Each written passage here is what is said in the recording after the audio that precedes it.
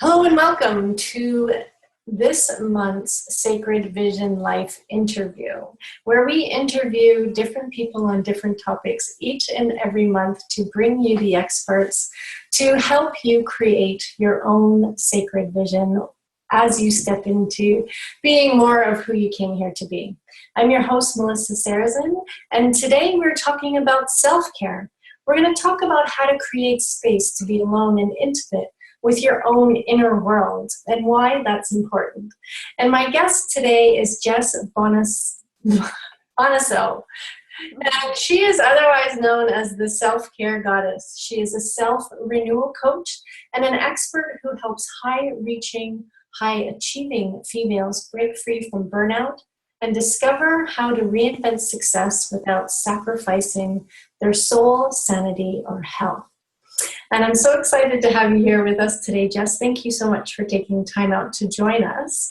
So Jess, let's start by you telling us a little bit more about yourself, how you became a self-renewal coach, and why that's important for people.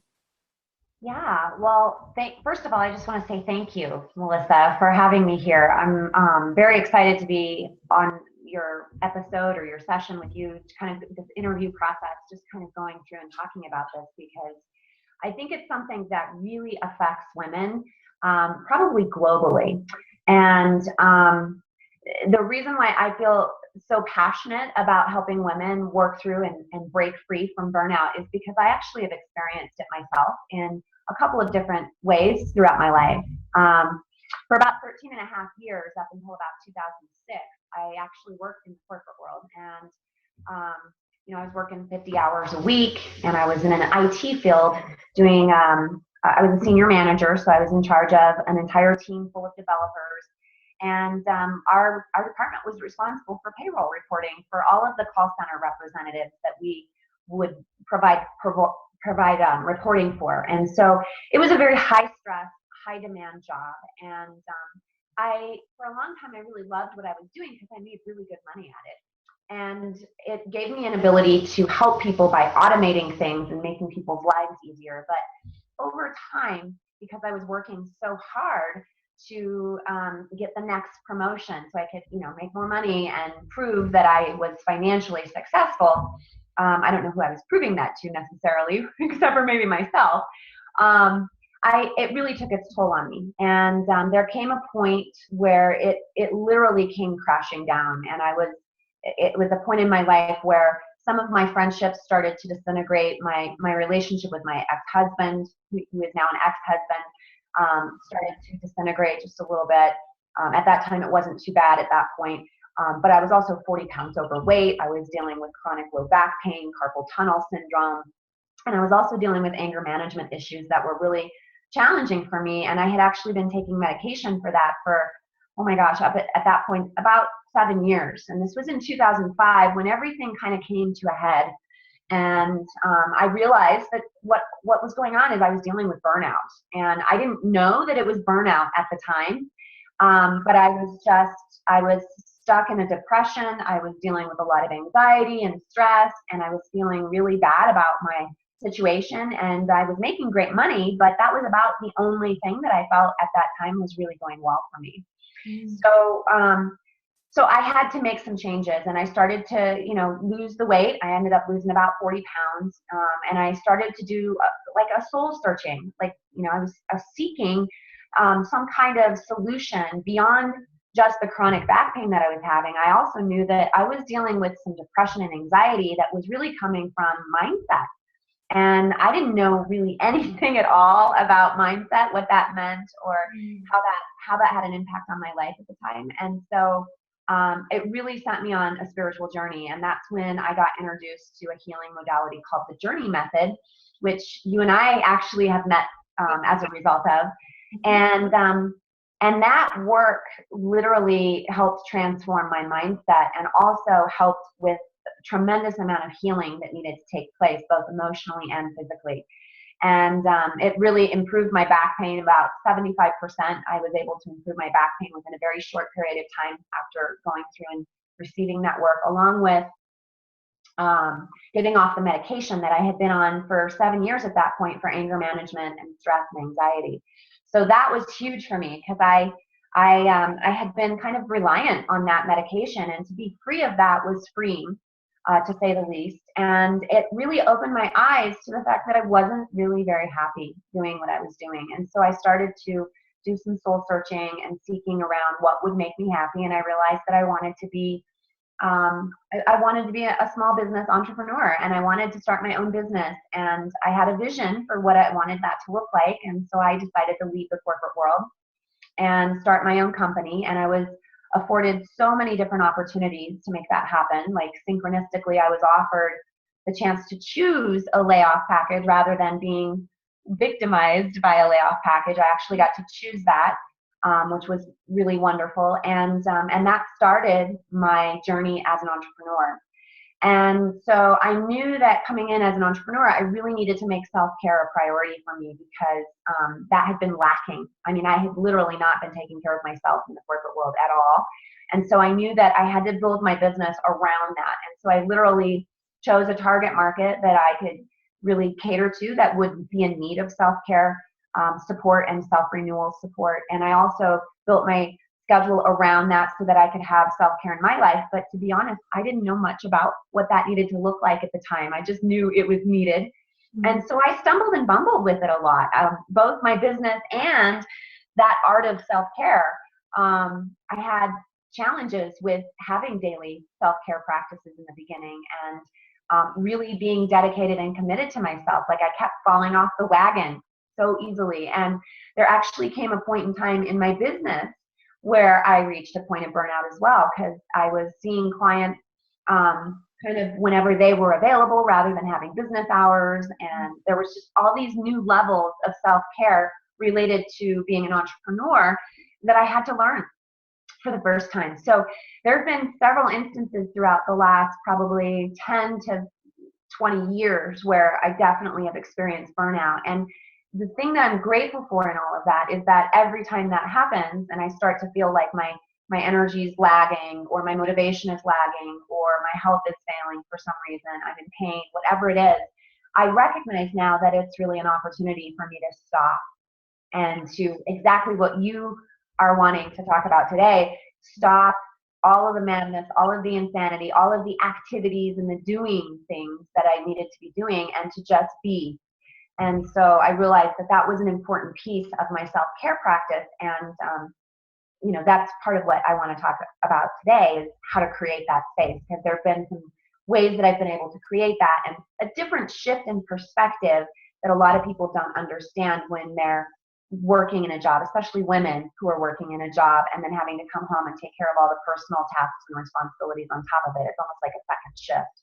So for those women, I have some ideas and tips and tricks that I share with them, and that's what I do now. So I spend my time coaching, doing private coaching, group coaching programs, and workshops and seminars, teaching this work, as well as self-care retreats that women can get away and relax, recharge, and renew. So that's how I got into it.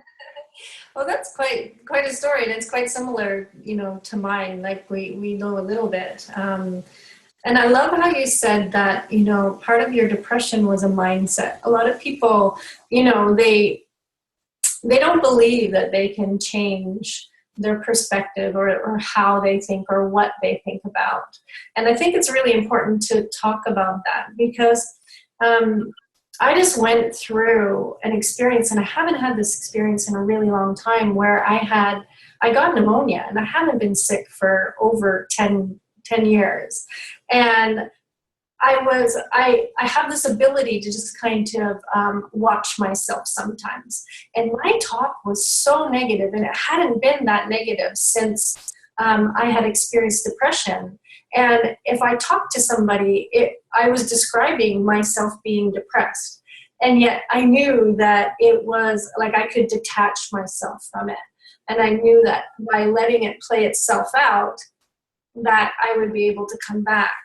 So that mindset piece is really important. And I picked up too that you had started a self-care practice and then got distracted from it and did something else. And I've done the same thing, and I think everybody has. So again, the mindset is really good. So you ended that by saying that there's a perspective that you have about self-care that you wanted to share that is somewhat different than what we would normally hear. So can you share that with us, please? Yes. I would love to share that. This is actually something I'm really passionate about. It's kind of part of my mission in this world, is to teach women the importance of this this perspective. And I mean, there's more to it than it's not just a perspective. There's a lot of things that go into it. But several years ago, when I was going through the initial burnout when I was in the corporate world, as I had mentioned, I was struggling with my relationship with my ex-husband. And so I was also seeking to learn tools and resources to help improve my relationship in that area. And I worked with a woman by the name of Allison Armstrong, who is a relationship expert that's been in the industry for a really long time, 20 plus years. And she's been studying men for a really long time, interviewing them and kind of finding out what makes them tick. And because she really wanted to understand what was happening for her, because for a long time she would be in relationships and everything would be great in the beginning, and then it would start to crumble. And she would call it frog farming. And she would say, I was turning my charming prince, my Prince Charming, into a frog. And she didn't know why. She didn't understand why they were turning into frogs. And so her mission became really around how to help women understand men. And she has a website called understandmen.com that I had been to and had listened to a few resources. And then I had a friend of mine who'd been to one of her initial workshops. So long story short, I signed up for the workshop, and here I am going to improve my relationship. And then one of the advanced workshops that we took was around embracing the queen. She called it the queen within. And it was really, the whole entire weekend was around, what is your relationship with yourself? And wow, that was so mind-boggling. That was really my first introduction to this idea and concept of self-care. And you know, she was talking about how women in general, because of how we focus our attention, it's very different than it is for men. And so there was one key pivotal thing that was just so mind-blowing for me, and I share this with people all the time now, and every time I mention it, they go, oh, no wonder I'm having the issues I'm having. And that is this. Basically, there's a biological fundamental difference between how men and women process information, how we focus our attention, and how we approach tasks and activities. It's very different by default. For men, they can be very linear. Like that is kind of their default mode. And she calls it single focus mode, right? And so they can sit down and, you know, if they've got a list of things to do, they'll start with the top priority. They'll work through that task to completion, and then they'll pick the next one and they'll work through that task to completion. And they'll just keep doing that. Like that's kind of what they do. Like that's what they're really good at. It's not to say that it always happens that way, but that's their default way of managing activities. Whereas with women, our default mode and the way that we sort of interact with the world is what is called diffuse awareness. And diffuse means to pour in all directions. So that means our awareness is in all directions. Like we are taking in information all around us all the time.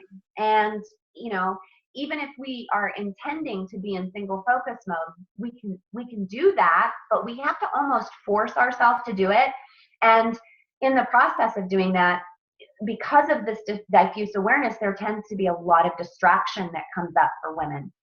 And if we're taking care of ourselves, if we are practicing self-care to the point where it energizes us, it fuels us, and it helps keep our energy tanks full, then we can drop into single focus mode pretty easily, and we can maintain it for longer. And on top of that, when we do need to multitask, which is one of the things women typically are known to be pretty good at, we can do it really well. We can juggle a handful of things at once. And when we look at our task list, we might have 3 or 4 priorities that we're working on all at the same time. Maybe not exactly in that moment, but we can break away, take a moment, put some energy here, come back, and we can refocus our attention pretty easily if we're taking care of ourselves. Now, if we're not fueled, if we're not energized, then all of that capacity to multitask efficiently goes down the tubes, and the distractions become a huge form of self-sabotage that literally prevents us from accomplishing what we want. It sabotages our success. It zaps our energy levels, and it can destroy our joy because we have a hard time bringing things to completion. And if we're not bringing things to completion, then the other thing that comes up for women that's a little bit different and unique from men is that we tend to beat ourselves up quite a bit. So it goes back to the mindset piece that we've got like this inner cave woman who wants to do things a certain way. We want to be, you know, the woman who is on top of everything. Our household is together, our business is together, our kids are together. Like, we want that. But when that's not in place, we tend to be really hard on ourselves. So not only are we dealing with self-judgment, but we're also dealing with a lack of energy, and all of those things are like the perfect storm for burnout to occur. Mm-hmm. So really talking to women about these fundamental differences in how men and women focus their attention, and helping them understand that self-care is not a nice to have for a woman. It's actually a must-have. Mm-hmm. It is absolute critical step. And self-care is not just getting exercise and eating right. There's a whole lot more to self-care than that. It can be physical, mental, emotional, spiritual, financial, creative. There's a lot of components to it. And that's some of the work that I do with my clients, is helping them figure out what does that self-care routine need to look like for each person individually. But that's a big piece of it. So there's that fundamental difference in how men and women process that often leads to burnout. And the other piece that I'll say about this, and this is something that I actually have been working with for a long time, is there's a personality system called the Enneagram, which I think you're probably familiar with, since we've both done the same training through the Journey organization. And each Enneatype, which is a personality style that we each can take on, has like a core fear or avoidance that we often are unwilling to face, and most of the time are unaware of, and it kind of runs the show. And so if you add that into the mix, let's say we have a fear of being unlovable, for example, that's driving everything, and maybe that stemmed from childhood, or a fear of not knowing enough, a fear of being incompetent, like just to name a few, right? Those fears are then going to drive our action, and we'll tend to move into a very masculine energy mode. Women will, where we're really out there and we're pushing and we're trying to get things done, right? We're forcing it to happen. It's a very masculine energy kind of doing activity that's occurring, where we're task oriented, goal oriented, action oriented, all of which is requiring that single focused energy of mode. And awareness that ultimately drains us if we're not taking care of ourselves. So it's a combination of things that leads to the burnout. And it was definitely all of those things that led me to burnout in pretty much all of those instances. And I just had to work through various layers of how that was showing up along the way. So I think that answers your question about what my insight is around those differences.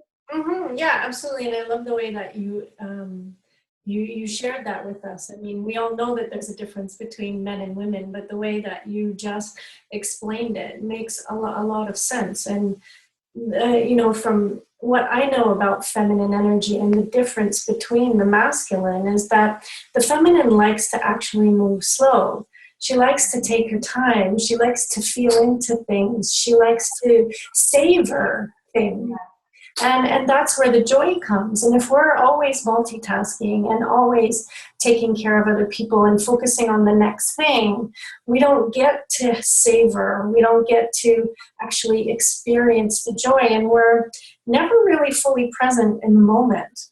And it just, like you said, it just drains our energy so that we can't do everything that we want to do in the way that we want, so that we don't have that critic that's on our back as well. I mean, I explained that to my husband not too long ago. I showed him this video of these two women saying, oh, this is what I'm going to do better today. And they ranted and raved for like 10 or 15 minutes. And my husband was watching it. He goes, why is this so funny to you?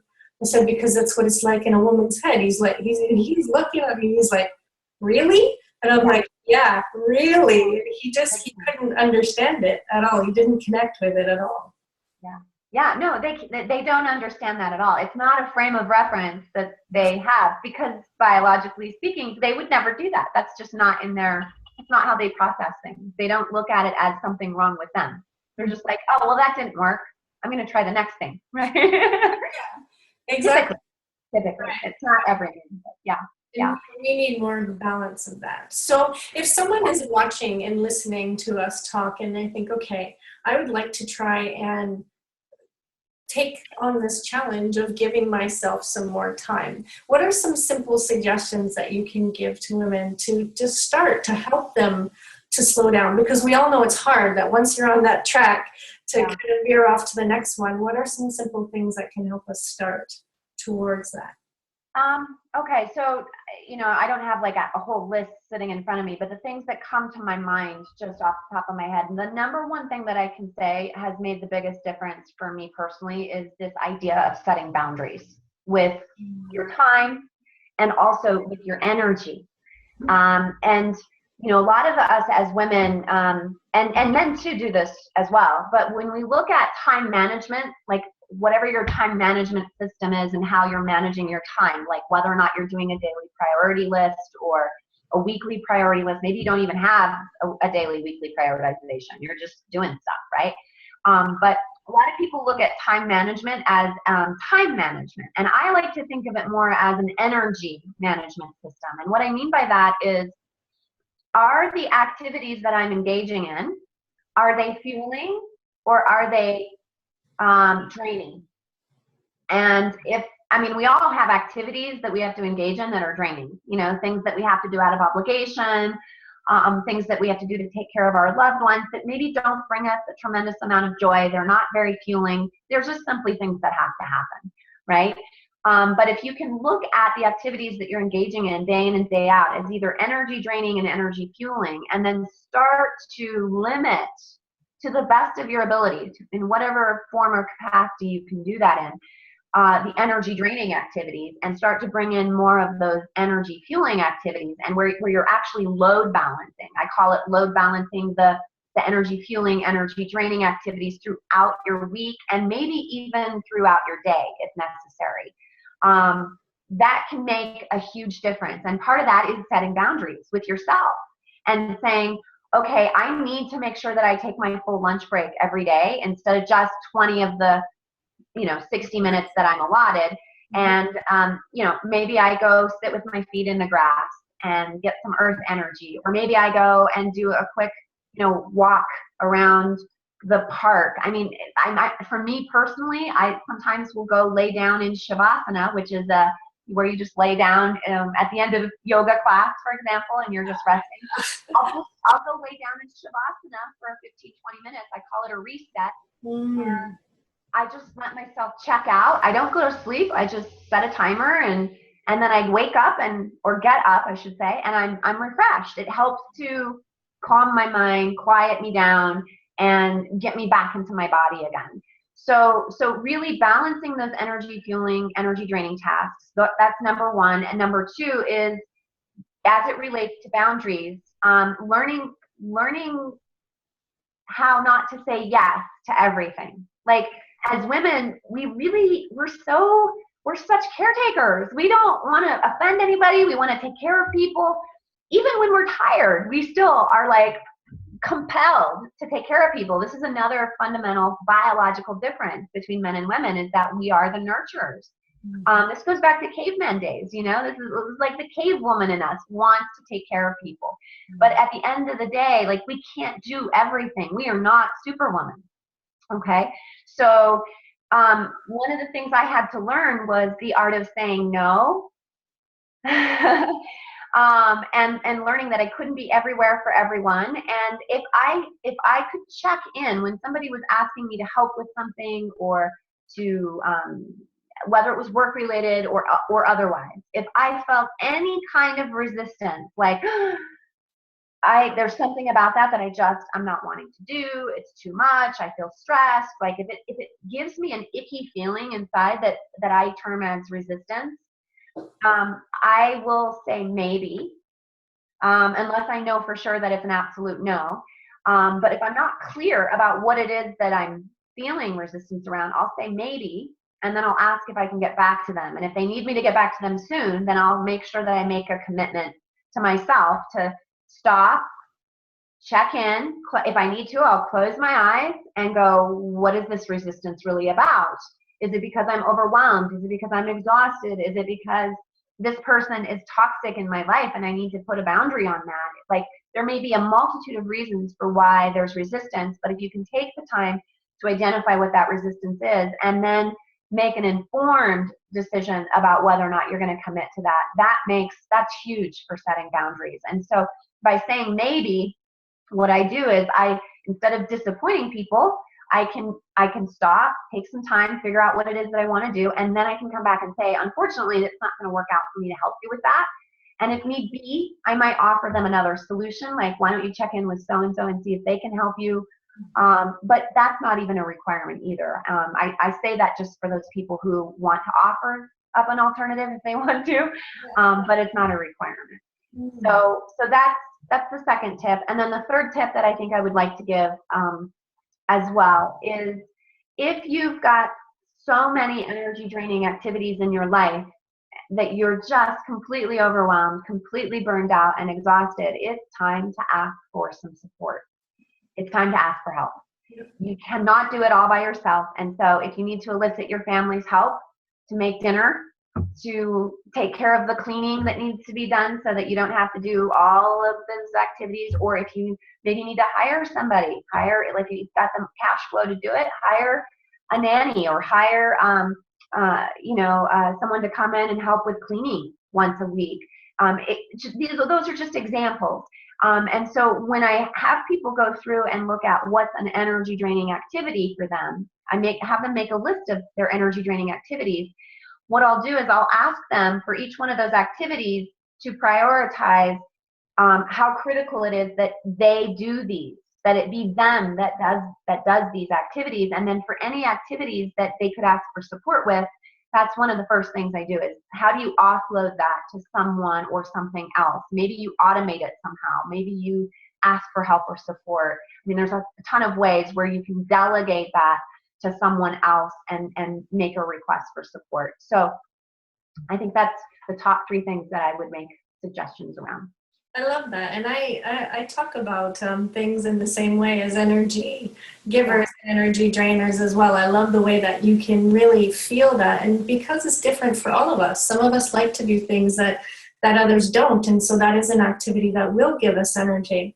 And, boundaries is a big thing. And asking for help, that's a big thing for women, because a lot of women, the reason why they experience burnout is because they have a belief that, oh, I'll just do it myself. It'll be faster and it'll get done properly. Right. That's really something that's holding us back. It's not something that is helping us when, we believe that it is in the first place. So I love those tips. I love how simple they are, how easily they are to be identified. And then it's just up to you to take that step to, say, okay, I'm going to say maybe here, I'm going to say no here, and I'm going to ask this person to help me with this project so that it's going to be done and we can both. The thing that I really learned when I started asking people for help, because I used to be Miss Independent, doing everything on my own, was that you give that other person a gift for helping you. And so when you walk away from that energy, instead of that activity, instead of it being energy draining, it's actually energy giving for both of you, whether you're engaged in it or not, or that person's doing it for you. And that's a good way. That's a nice mindset to have for people going in to say, oh, I can't ask for help. Well, you're going to be giving that person a gift by asking them that. Absolutely. Yeah. And I think one of the things that women don't realize and that we shut off is our reciprocity. Like our ability to receive, really, is what I'm saying. And this is one of the things that men, ironically, find really sexy and attractive about a woman, is her ability to receive. Like if he's opening the door for her or doing something to help make her day and be her hero, and she's like, yeah, thanks, yeah, whatever, right? And it's like kind of marginalized. It doesn't mean as much as her saying, oh my gosh, thank you so much for your help. You just saved my life. Like that's a willingness to receive. And, you know, when we talk about law of attraction and abundance, one of the things that helps us create from a quantum physics standpoint is our willingness to receive abundance. So asking for support is just one of those ways that we can say, all right, I've been giving. I am drained and now I need to receive so that I can refuel my energy tanks. And so asking to receive help is a way to kind of bring that circle of giving and receiving all the way around so abundance can really flow more easily into your life. And when I say abundance, I'm not just talking about money, I'm talking about more joy, more energy, more freedom, you know, like various forms of abundance. And I mean, ultimately, at the end of the day, the reason why I've been so passionate about teaching women the importance of self-care and self-renewal is because so often we're upset and we're pissed off that our life is not the way that we want it, and we feel victimized by what others are doing that's making it that way. But at the end of the day, it's really our responsibility to manage what's not working in our life. And that's why literally self-care, it's like that, it represents the ultimate level of self-responsibility where we take responsibility for our own life and realize that it's our mindset, our willingness to receive, it's how we show up and we manage our tasks and activities. It's really how we're managing our life that's driving either the pain and suffering that we're dealing with or the joy and bliss that we're experiencing. And yes, we are co-creating at any given moment with others, but if we are consciously aware of how we're co-creating through the art of self-care day in and day out, and being mindful of when stuff comes up that doesn't feel good and taking time to kind of move and sort through that, it makes a huge difference. And it's going to change ultimately at a fundamental level what kind of happiness you draw into your life. Yeah, I love that. And in order to change, you need the energy to change. And so if you're not taking care of yourself and you're constantly on that up down, then that's when those changes don't last as long as we're hoping or want them to. Exactly. Yeah. And you know, you got to keep stoking the fire. Like, okay, I learned how to avoid burnout in the corporate world. And then I started to fall into the same trap, but in a different way as an entrepreneur. So it's like layers, and you've got to be willing to be open to it being a journey. There is no final destination, in my opinion. I'm realizing now that as much as I know about self-care now compared to what I knew 10 years ago, there's still so much more for me to open into, and so much more that I can be responsible for in my own life, and ways that I can show up and make that happen. So it is a journey. And it's an exciting place to be, I think. You know, if I had to land anywhere, I don't know what I would do. I mean, if I had to land at a certain level of joy, it would be, okay, this is really great. But like everything else, it becomes a habit and it becomes normal. So when something becomes normal in your life, something has to change in order for us to experience more joy. And so I love that way of thinking. It is a journey. There's no destination. We get to just keep up-leveling the amount of joy and the amount of abundance that we can receive.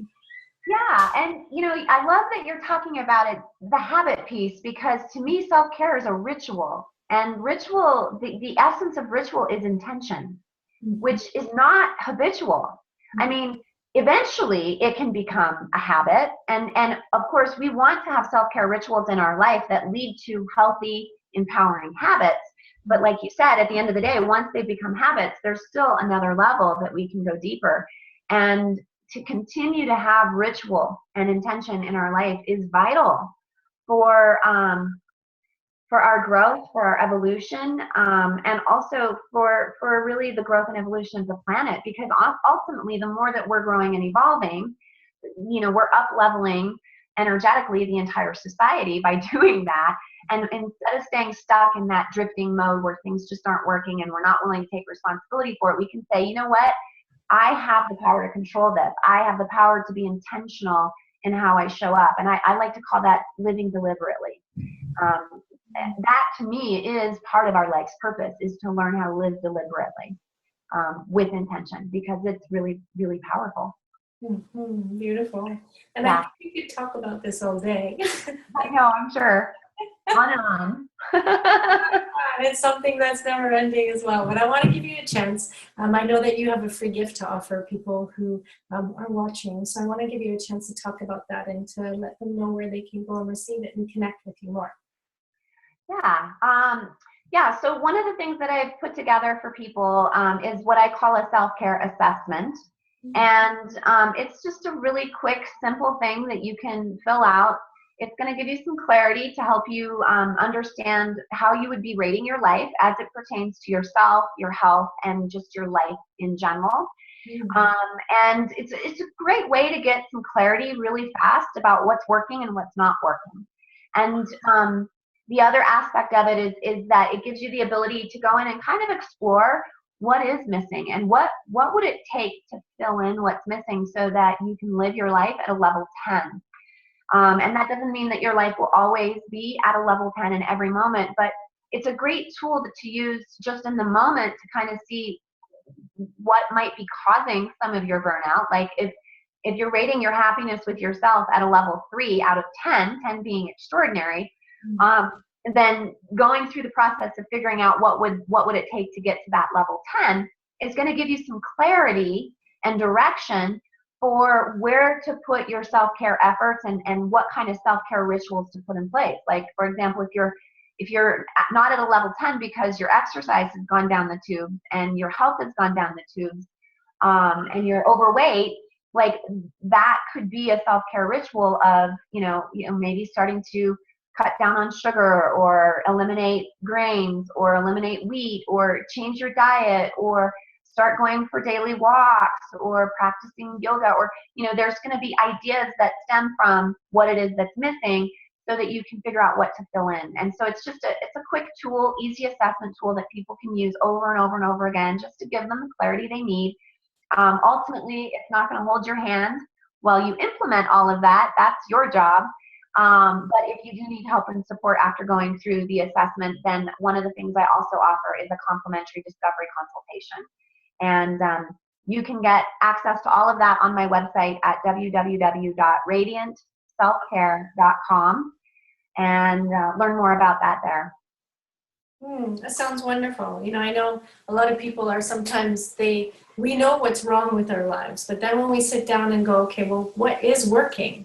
And then you can see where the balance is out of balance. So assessment is a really, really great tool. So thank you so much for offering that. It's a good place to start.